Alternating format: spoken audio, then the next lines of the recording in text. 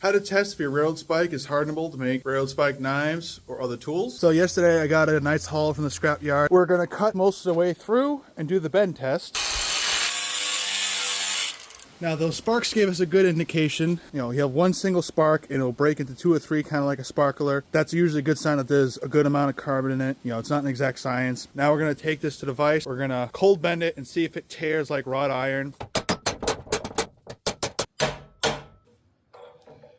Could be wrought iron, but also it could just be early medium carbon steel. The best way to test this is we're going to take this section that we just broke off. There's a chance it might be wrought iron, but it kind of broke decently clean, so we're going to test this in the forge.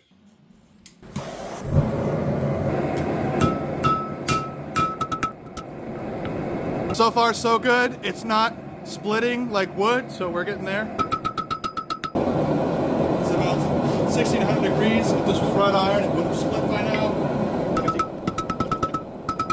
Right now I'm just preheating the oil. I have a hot piece of steel that I already dipped in. Temperature will go down, but right now the oil's like 130 something degrees. I'm gonna force the blade out a little bit more.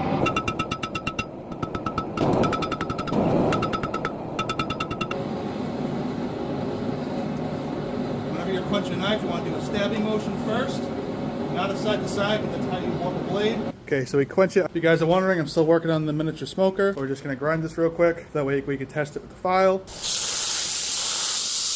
So now we have our hardness tester kit. I'm gonna leave a link in the description and a pinned comment to this. This is one of the best things you can get as a beginner bladesmith because it'll give you a rough idea of what your hardness is at. So if you need to tweak your heat treat, you can. Start off with 65 Rockwell, putting gentle, firm but gentle pressure, and I could feel it grab. We go to 60 Rockwell, and it's not grabbing as much. It's kind of skating, like it scratches, but it doesn't really like grab like before. 55 Rockwell, and that pretty much, it still scratches, but it doesn't dig. So that's a great way to test. This is hardenable, but we're gonna do the vise test. So we're just gonna clamp this in a vise. Now this hasn't been tempered.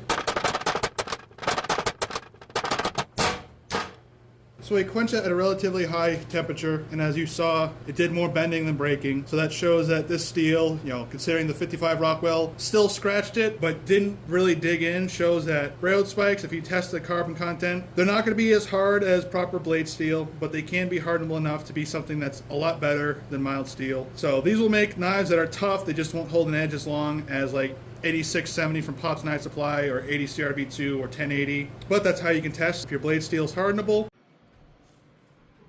Hope you guys enjoyed that. If you have any questions for beginner bladesmithing and blacksmithing, leave a comment down below and tell me your experience with railroad spikes.